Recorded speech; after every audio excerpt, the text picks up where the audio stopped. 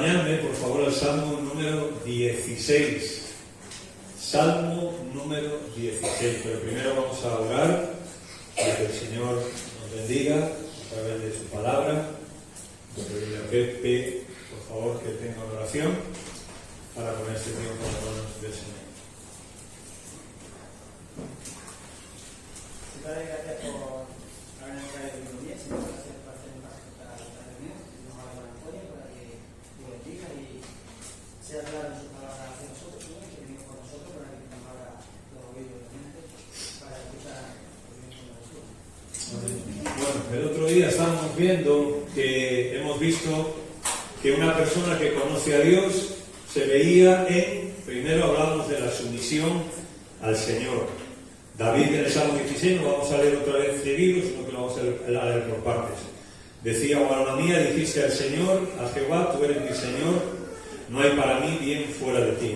Hablábamos de la sumisión. El Señor no solamente tiene que ser nuestro Salvador, sino también tiene que ser nuestro Señor. Y también hablábamos de la comunión con los santos. Una persona que conoce a Dios se ve en su sumisión al Señor y en la comunión con los santos. Hablábamos de que, bueno, al final de cuentas, la Iglesia pues es como una familia para cada uno de nosotros. Ya lo decía The Godfather, la familia es lo más importante. La película esta, el padrino dice, un hombre que no ama a su familia no es un hombre. En esa película lo dice él. Un hombre que no ama a su familia no es un hombre. Pero avancemos, porque decíamos que el Salmo 16 era un salmo de Mictán, ¿verdad? ¿Recordáis? Un salmo de oro.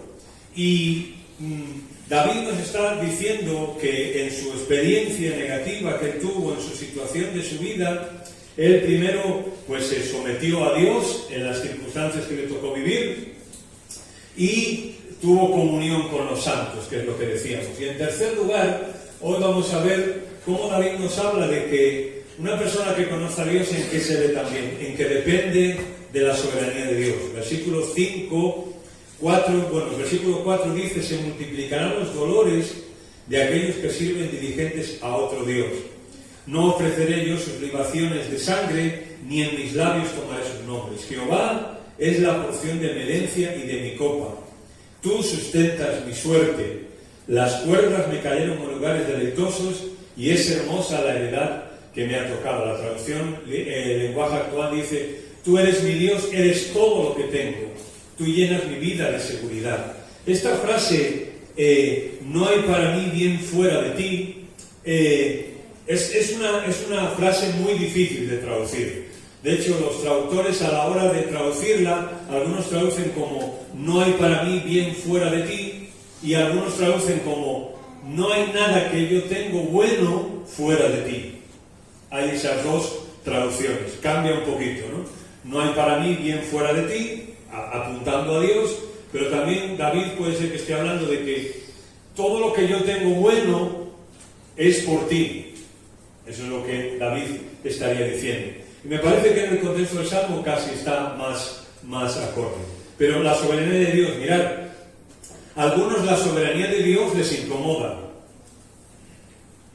A algunos la soberanía de Dios les incomoda porque les parece que estar en manos de un Dios, pues no les gusta. No se sienten cómodos con que su vida, su destino, su suerte, sus circunstancias laborables, familiares, personales, las que sean, dependan de alguien externo a él o a ella. Y las personas suelen decir, bueno, entonces, ¿quién es Dios para determinar mi suerte? ¿Quién es Dios para determinar mi vida? ¿Quién es Dios para decir lo que yo tengo que vivir? Y esto les incomoda la soberanía de Dios. ¿A ti cómo te sientes tú cuando escuchas la soberanía de Dios? ¿También te incomoda? ¿Te pone nervioso pensando de que Dios pueda tener algo para ti distinto a lo que piensas? Cuando Dios trae algo para ti o para mí, ¿cómo reaccionamos ante esas cosas? Ante una enfermedad, ante un problema, ¿cómo reaccionamos? Un hombre de Dios hace mucho tiempo dijo que un cristiano, una cristiana, no se mide por sus acciones, sino que se mide por sus reacciones. Y David, cuando está hablando de su vida, de todo lo que tocó, él habla de que él estaba tranquilo y cómodo en la soberanía de Dios. Incluso cuando él pecó y cuando Natán vino a reprenderle y cuando Dios le castigó, aún David ahí vimos en el Salmo 51 que está tranquilo, está cómodo. Él sabe que lo que ha pasado, él ha metido la pata y las cosas que Dios permita en él son porque Dios es soberano. Así que, ¿cómo te sientes tú pensando en la soberanía de Dios? Yo sé que a todos de alguna forma nos puede incomodar, porque Dios puede tener algo para nosotros en su soberanía que no nos guste, alguna circunstancia que no nos agrade, algún problema que no esperamos ni queremos. Entonces, ¿cómo reaccionamos? Por ejemplo, Abraham, ¿cómo reaccionó ante una promesa que tardaba? Pues reaccionó confiando en Dios. Sabemos que tuvo sus crisis, como todo el mundo, pero Abraham fue una persona que a lo largo de los años siguió confiando en Dios, siguió dependiendo de Dios y siguió entendiendo que la soberanía de Dios lo iba a llevar hacia donde Dios quería. Y por eso, por ejemplo, se habla de que Abraham creyó a Dios y le fue contado. No solo creyó en Dios, sino que Abraham creyó a Dios. Y el contexto donde se menciona todo esto es de que él era la persona que iba a traer el hijo, que era de la promesa que vendría el Mesías un día.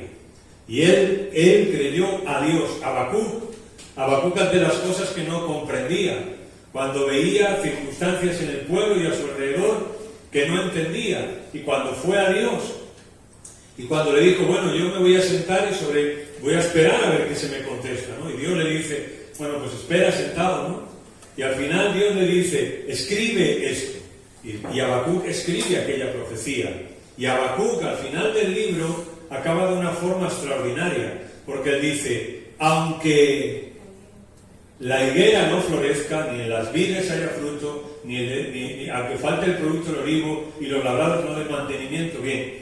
Eso que está diciendo Habacuc realmente no es que diga, aunque esto falte un día, no. Él está escribiendo y está diciendo, esto está faltando ya, y aunque esto falta, yo sigo confiando en el Señor. O sea, él seguía confiando en la soberanía de Dios. Ojo, ante las cosas que no entendía, pues él siguió confiando en la soberanía de Dios. Y aunque es verdad que él luchó y peleó por poder entender todo eso, pero entendió la soberanía de Dios. Y al final Dios, cuando Dios le habla a Job, ¿qué le explica? Su soberanía. Job le está diciendo, mira Job, yo soy soberano. Y yo administro todo el universo. Y yo he creado todo esto. ¿Dónde estabas tú cuando yo lo creé? ¿Qué te crees tú? ¿Que eres el ombligo del mundo? No. Yo soy soberano y por tanto yo hago las cosas. Cuando David dice también de que Jehová es la porción de mi herencia y de mi copa, tú sustentas mi suerte, las cuerdas me cayeron en lugares deleitosos y es hermosa la heredad que me ha tocado, se hace referencia al momento en el que la tierra prometida se repartió una vez conquistada. Cuando ya conquistaron toda la tierra, lo que hicieron fue un acto donde echaron las suertes para ver qué parte les tocaba a cada uno. Pero cuando tú ves esa historia y la historia del pueblo de Israel, te das cuenta que el fin no era poseer la tierra, sino que el fin era Dios mismo. Era Dios mismo. Lo importante no era poseer la tierra, sino vivir en un sitio dando testimonio de un Dios diferente. De hecho, cuando ellos no dieron testimonio de Dios, cuando ellos, aunque estaban en su tierra, no creyeron ni vivieron conforme a la soberanía de Dios, ¿qué hizo Dios? Los expulsó de la tierra y los envió al exilio. Y eso es lo que importaba, era Dios mismo. Y aunque ahora tenemos la Biblia, pero en aquel entonces echar suertes era la forma de demostrar que le dabas autoridad a Dios echando suertes.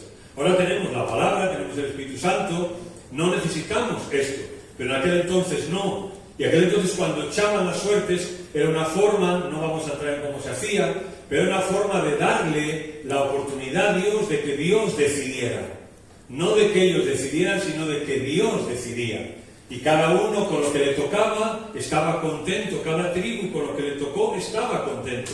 Y a eso es a lo que se está refiriendo posiblemente David. Lo que está diciendo David es que Dios está al control de las cosas, aún de las cosas que yo no controlo. David no podía escoger su heredad, era algo de parte de Dios. Y cuando David recuerda lo que le tocó de parte de Dios, dice, pues es hermosa la heredad que me ha tocado. Su vida había ido por unos derroteros que David, en otros lugares, él dice que nunca buscó. Él nunca buscó ser rey, por ejemplo, ni buscó ciertas cosas. Sin embargo, él dice, bueno, pues es hermosa la heredad que me ha tocado. Aún más, Dios lo propuso como rey, como el futuro rey, y Saúl lo quería matar. O sea que las circunstancias en las que David está diciendo esto debemos entenderlo. Porque él dice, es hermosa la heredad que me ha tocado. Ahora sabemos que David está refiriéndose no solamente a la tierra físicamente en la que él había vivido, sino a su vida en general. Es hermosa la heredad que me ha tocado. Bien, y ahora yo me preguntaba, ¿no? David, ¿cómo puedes decir esto? David casi lo clavan en la pared, exiliado lejos de su casa y de su familia, metido en cuevas. Su hijo le quiere matar también después, huyendo por los desiertos, refugiado en bosques. Se equivocó con Betsabé y lo pagó con su hijo y con toda su familia. ¿Cómo puede decir David en un salmo como este, es hermosa la heredad que me ha tocado? Esa es la pregunta, ¿no? ¿Cómo lo puede decir? Bueno, esto lo puede decir solo quien reconoce que Dios tiene el control de su vida. Eso solo lo puede decir alguien que reconoce que Dios tiene el control de su vida. Alguien que ha decidido grabar en oro sus experiencias y que suban el tesoro oculto de lo que Dios es para él. Es decir, David empezaba el salmo con Mictam. Y cuando David recuerda la soberanía de Dios, sus circunstancias en su vida no hicieron otra cosa que grabar en oro en su cabeza y en su corazón que Dios era soberano. Que Dios era soberano. Y ahora vamos a hacer alguna pregunta en cuanto a esto. La idea teológica del Antiguo Testamento es que la heredad es Dios. No pensemos solamente en las cosas materiales, en lo que David está pensando, sino pensemos en esto. Y digamos una cosa, Abraham y Lot escogieron distintas partes. Cuando había problemas con los siervos de uno y de otro, ¿qué dijo Abraham a Lot? Mira, bueno, le dijo, escoge. Y ahí Lot escogió. Dice que vio aquello, le gustó, era agradable, no sé qué, no sé cuánto, y se fue para ahí. ¿Cómo le fue a Lot? Cuando Dios escogió, ¿cómo le fue? O sea, cuando Él escogió, ¿cómo le fue a Lot? Mal. ¿Nos quejamos de nuestra suerte y de las cosas que Él permite en nuestra vida? ¿O las aceptamos con gusto y con fe y con confianza del Señor? Porque todos tendremos o tenemos circunstancias que no esperamos, que no deseamos, que no son agradables. ¿Cómo las aceptamos? ¿Entendemos que Dios está permitiendo eso en nuestras vidas? Cuando David pudo escoger, se quedó en casa en medio de la guerra. ¿Y cómo le fue? Mal. Cuando David pudo escoger, y él dijo, bueno, yo voy a escoger, y voy a escoger quedarme en casa, ¿cómo le fue? Mal. Cuando Jacob pudo escoger, engañó y manipuló durante toda su vida, hasta que se sometió a Dios, hasta que dijo, yo no me voy a ir hasta que me bendigas. Y a partir de ahí la vida de él cambió. O Sansón también escogió. En su caso, pues escogió una chica o varias chicas no creyentes. ¿Cómo le fue a Sansón? ¿Cómo acabó Sansón? Acabó mal. O sea, la soberanía de Dios tiene dos vertientes. O nos sometemos a la soberanía de Dios y dejamos que Dios escoja, o escogemos nosotros. Ahora, tú me dices, ¿qué prefiero yo?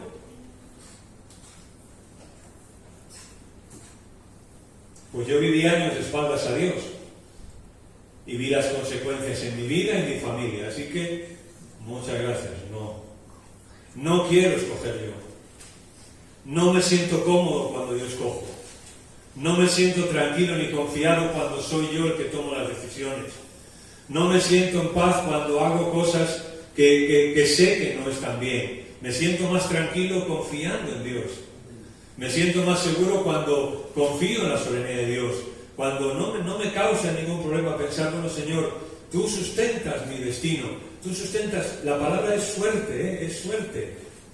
O sea, tú sustentas mi suerte, suerte nosotros que lo asociamos a buena o a mala suerte.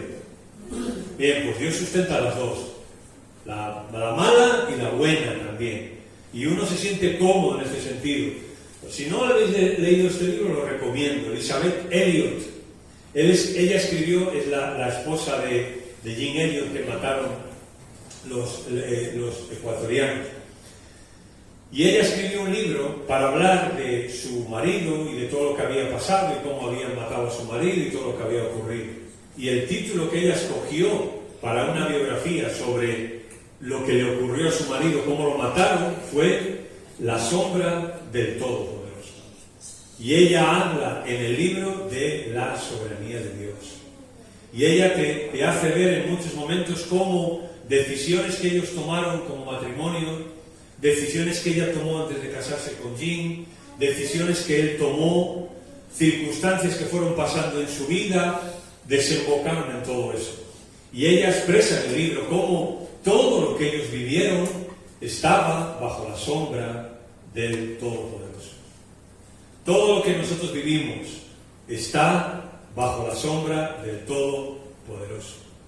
Ella, en el congreso, hubo un congreso en el 2008, en Ámsterdam, donde ella estaba en ese congreso y estaban dos de los indígenas que habían matado a los misioneros allí. Y ella cuenta en el libro cómo había pues unas 10.000, 15.000 personas que eran misioneros, era un congreso misionero, y había 10.000, 15.000 misioneros que estaban en ese momento en todo el mundo sirviendo al Señor, en todos los países del mundo. Y ella cuenta en este libro que, bueno, sé que es un poco de spoiler, pero bueno, lo puedes leer que da muchos más detalles. Y ella cuenta en este libro cómo en un momento dado ellos deciden, ella con estos dos hombres, estos dos que os conté, deciden preguntar allí en directo a aquellos 15.000 misioneros que en cuántas personas había influido su historia. Ella cuenta cómo lo que pasó con su marido, cómo lo mataron. Y ella pregunta que si en algunos de los que hay ahí, en ese momento misioneros que estaban por todo el mundo, si la historia de su marido y lo que pasó con su marido influyó en ellos para salir a las misiones por todo el mundo. ¿Sabéis lo que pasó? Que 3/4 partes del auditorio se puso en pie. Había allí 10.000 misioneros que estaban en las misiones por lo que había pasado con ellos en Ecuador. Dios es soberano y nosotros no sabemos las circunstancias que Él permite, por qué las permite y para qué las permite. El Señor nos llama a sentirnos cómodos en su soberanía, a ver las cosas que nos han tocado como algo que Dios puede usar, aunque no sean las más fáciles, aunque no sean las más cómodas. ¿Estás sufriendo situaciones en las que no tienes el control? ¿Sí? Pues recuerda, todas las cosas nos ayudan a bien. Esto es, a los que somos, a los que amamos a Dios, a los que hemos sido escogidos y de acuerdo a sus propósitos. Dios está al control de tu suerte y puede ser hermoso. Porque cuando tú entiendes que las cosas que te ocurren, Dios está al control, se ven de una manera distinta. Y en eso vamos a hablar ahora. Cuarto lugar, presta atención. David presta atención. ¿Cómo se ve un hombre que confía en Dios? Prestando atención a Dios. Versículos 7 y 8.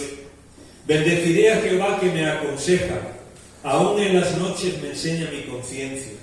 A Jehová he puesto siempre delante de mí, porque está a mi diestra, no seré conmovido. Para David, el Dios es su consejero y tiene todo el derecho a enseñar. David posiblemente este salmo, algunos opinan que lo escribe después de que ocurrió la circunstancia de Betsabé con Natán y la importancia de prestarle atención a lo que Dios dice. Cuando llegó Natán y dijo, tú eres ese hombre. Y David aquí estaría diciendo que hay que prestar atención a lo que Dios dice. Deciré, aún en las noches me enseña mi conciencia. La Biblia no es solo para enseñarnos cosas, sino para redarguirnos, para instruirnos. Y Dios, como consejero, tiene todo el derecho a decirnos lo que Él quiera decirnos.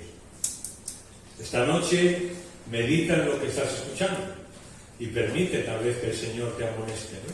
Tienes que escuchar. Esta noche, o esta tarde, pensar en cómo estás viviendo la soberanía, en cómo estás aceptando las cosas, en cómo estás escuchando el consejo de parte de Dios. Y tú solo con el Señor, tú sola con el Señor, que Él pueda aconsejarte.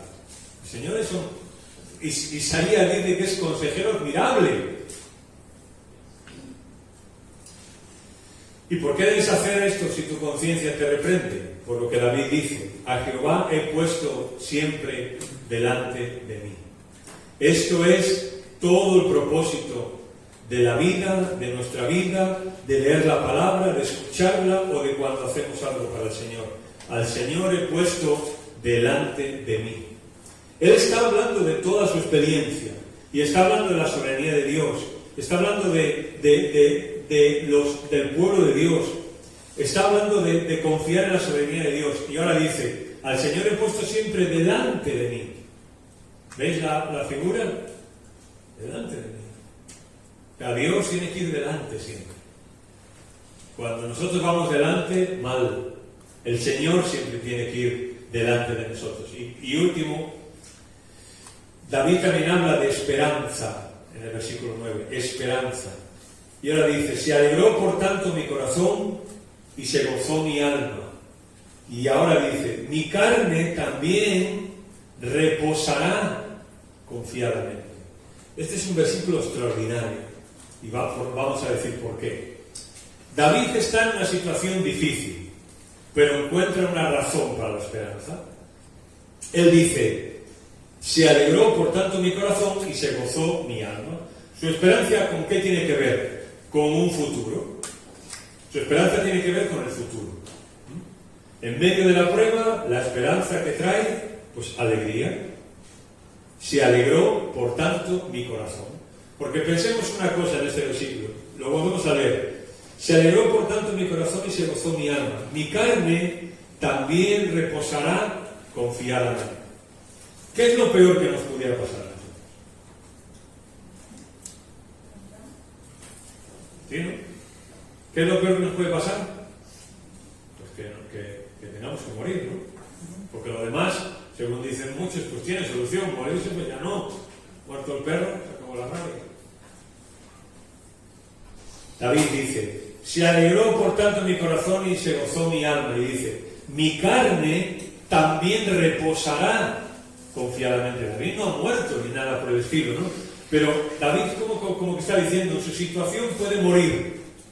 Su situación puede llegar a morir, pero piensa, delicias a tu diestra para siempre. Él dice, se alegró mi corazón y se gozó mi alma. ¿Qué es lo que me puede pasar? ¿Morir? Bueno, mi carne también reposará confiadamente, si tengo que morir. Porque no dejarás mi alma en el Seol, ni permitirás que tu santo vea corrupción. Y sigue con la misma figura. Aquí hoy me mostrarás la senda de la vida. En tu presencia hay plenitud de gozo. Y aun cuando tenga que morir, mi carne también reposará confiadamente, delicias a tu diestra para siempre. O sea, David tiene esperanza. David está diciendo, bueno, yo confío en el Señor. En medio de mi circunstancia confío en el Señor. Las circunstancias que me han tocado vivir no han sido otra cosa que formas en las que he conocido más de Dios, he aprendido más de Dios, he crecido en mi fe, en mi confianza, en confiar en su soberanía, etc. ¿Qué es lo peor que me pueda pasar en estas circunstancias que yo estoy viviendo? Las que hemos mencionado David, que pueda morir. Pero aun cuando yo pueda morir, mi carne va a reposar también confiadamente. Porque Dios no va a permitir que yo vaya al Seol. O sea, que no se acaba todo cuando yo muera. No es que se acabó los problemas y ya está y vas a la tumba, no, sino que yo voy a estar con el Señor. Y dice él, y aquí mi esperanza es, en su presencia hay plenitud de gozo. Pero aun cuando mis experiencias difíciles que estoy viviendo tengan que morir, delicias a tu diestra para siempre. Mirad, deberíamos de aprender, si te ha tocado pasar los últimos momentos o días con una persona cristiana que está muriéndose, deberías de recordar eso y de que el Señor te enseñe a través de eso. A mí me ha tocado hacer eso, y supongo que a casi todos también. Y hay una tónica, un denominador común en las personas que conocen al Señor y tienen que enfrentar la muerte. Y es esperanza. La esperanza que Dios pone en el corazón de esas personas. Aun cuando en su vida pues hayan estado mejor o peor, pero el Señor pone esperanza. Y aun cuando esa persona pueda estar muriéndose físicamente, esa persona siempre piensa en que con el Señor habrá delicias para siempre. Un denominador común que hay siempre. Porque Él dice, ¿no? Su situación puede morir, pero piensa, delicias a tu diestra para siempre, y pues ya no suena tan mal, ¿no?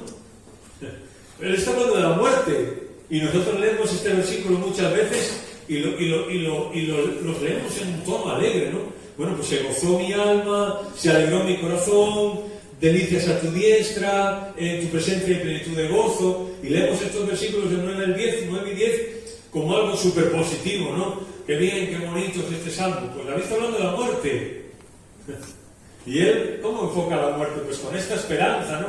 ¿Qué es lo que me puede pasar? Morirme. Bueno, pues yo me voy con el Señor. Eso es lo que está diciendo él, ¿no? ¿Qué significa ric? Viene del latín requiescat in pace, que significa descanse en paz. Eso significa. Cuando alguien que conoce al Señor muere, descansa en paz por fin. Y esa es la esperanza. En medio de los problemas, en medio de las circunstancias, en medio de los años que van avanzando y nos vamos poniendo cada vez más goteras, ¿no? Cada vez más problemas de salud, cada vez faltan menos años. Yo por lo menos lo pienso muchas veces, ¿no? Tengo 34 años y no. Tengo 44 años, no, tampoco. ¿54? Sí. 54 años, si lo pienso, digo, ya se va. Ya. Pero hay esperanza. Porque aun cuando uno tenga que morir, será simplemente abrir los ojos, cerrar los ojos aquí y abrirlos en la presencia del Señor. A tu diestra delicias para siempre. Y eso es lo que tiene que confortar nuestros corazones y nuestra vida. No que todo nos vaya bien, no que nunca tengamos problemas. Eso es lo que a veces pensamos. No, sino cómo afrontamos la vida, cómo afrontamos las situaciones. ¿Nos sentimos cómodos con la soberanía de Dios o no nos sentimos cómodos? Lo importante es poner nuestros ojos en el Señor y recordar que nuestra confianza está en el Señor. Yo os conté, creo que alguna vez, ¿no? Cuando los niños eran pequeños, que esto yo posiblemente lo tenía ya desde hacía tiempo y no me... Yo quiero recordar ahora mismo que yo lo sabía, pero se me había olvidado totalmente, ¿no? De mi vida anterior, pues de hacerte pruebas del SIDA y de todo esto y tal y cual, pues yo tenía el tema del hígado, que tenía la hepatitis C, ¿no? Que es la peor, la que te puedes morir de eso. Y cuando Israel tenía 1 año más o menos, pues en un informe rutinario me lo dijo el médico, ¿no? Oye, tú tienes cáncer. ¿Y cómo? Mira, tú tienes esto, ¿no? Y yo creo que a mí me lo habían dicho cuando yo me había hecho las pruebas de las cosas, pero imaginar en qué condiciones fui, que ni me acordaba de las pruebas. Pero en ese momento sí, ¿no? Y pasé un tiempo mal, ¿no? No muy largo, pero pasé un tiempo mal. Hasta que yo dije, ¿no? ¿Cómo mal? O sea, yo tenía miedo, pero por Jona y por Isra y por Loida, ¿no? Porque yo decía, bueno, Jona tiene 3 años y medio, Isra tiene 1 año, o sea, ¿qué va a pasar? No sé, yo me muero, yo ya me veía muerto ya, ¿no? Y decía, ¿qué va a pasar, no? pero no tanto por mí, ¿no? Sino por... Y yo oré y dije, bueno, Señor, esto yo hice una oración. Señor, por lo menos esto y esto y esto. Pero nunca he tenido miedo a esto. La verdad, nunca. O sea, yo sé que un día me voy a morir, como... No sé si tú lo sabes, pero tú también, ¿no? Supongo que lo sabes, ¿no? ¿Cómo afrontamos eso? Al final la vida es nada. Es como una flor que hoy nace y mañana se marchita, ¿no? Y lo importante es vivir con el Señor, lo que dice David.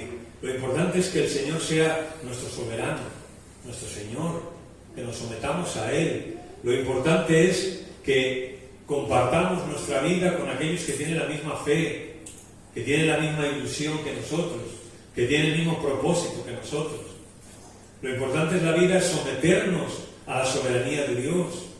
Señor, lo que estoy viviendo, tú lo permites. Yo siempre, en estos últimos años, he aprendido a pensar y decir, cuando me pasa algo, digo, bueno, ¿para qué esto? ¿No? O sea, ¿para qué? Cuando, por poner un caso, ¿no? Cuando el Señor permite que nos llegue alguna ofrenda, por ejemplo, ¿no? Yo siempre digo, bueno, ¿qué va a pasar? Sí, porque siempre pasa algo. Así que Dios suele adelantarse, ¿no? A veces no, porque a veces primero pasa el problema y luego Dios provee, ¿no? Pero muchas veces primero viene la solución y luego yo he aprendido, ¿no? Es decir, bueno, ¿qué va a pasar? ¿Qué se me va a estropear? ¿Qué se va a romper? ¿Qué va a pasar? ¿No? Porque este dinero, ¿por qué? El Señor siempre va delante de nosotros. Nosotros tenemos que confiar en su soberanía y también tener esperanza en medio de nuestras circunstancias. Mirad, este es un poema, un salmo lleno de gozo en el Señor, cargado de confianza en Él y escrito con letras de oro. Como decía Spurgeon, decía él, no menosprecies la corrección del Señor, no menosprecies un problema, decía él, porque ahí puede ir una bendición también. Confesando 1000 años antes de Cristo, prácticamente lo mismo que el apóstol Pablo después confesó. Estoy seguro que ni la muerte, ni la vida, ni ángeles, ni principados, ni potestades, ni lo presente, ni lo porvenir, nos podrá separar del amor de Dios que es en Cristo Jesús. Y Pablo y el Nuevo Testamento usa este versículo final para hablar de Jesús. Pero David tenía la misma esperanza. David tenía problemas, confió en su soberanía. Pero David dice, aun cuando yo pueda morir, dijo después, 1000 años después Pablo, estoy seguro de que ni la muerte nos podrá separar del amor de Dios que es en Cristo Jesús. Hermanos, ¿la vida es difícil? Bueno, para 2 o 3 sí. Yo creo que para todos, ¿no? Lo que pasa es que no contestáis. ¿La vida es difícil? Sí. Sin el Señor es mucho más difícil. Imaginaros la vida tan difícil que es sin el Señor. Ahora sí. Imaginaros. La vida sin el Señor. Afortunadamente el Señor está en nuestras vidas.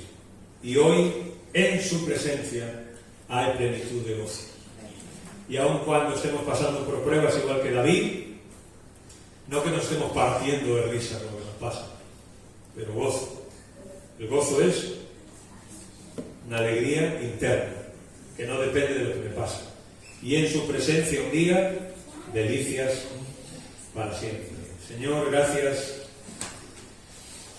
por tu palabra y gracias porque nosotros, Señor, podemos hoy confiar en tu soberanía. Sabemos, Señor, que tú estás al control de nuestras vidas, que lo que nos ha tocado es hermoso. Señor, tú eres nuestra herencia y lo eres todo para nosotros. No hay para nosotros bien fuera de ti.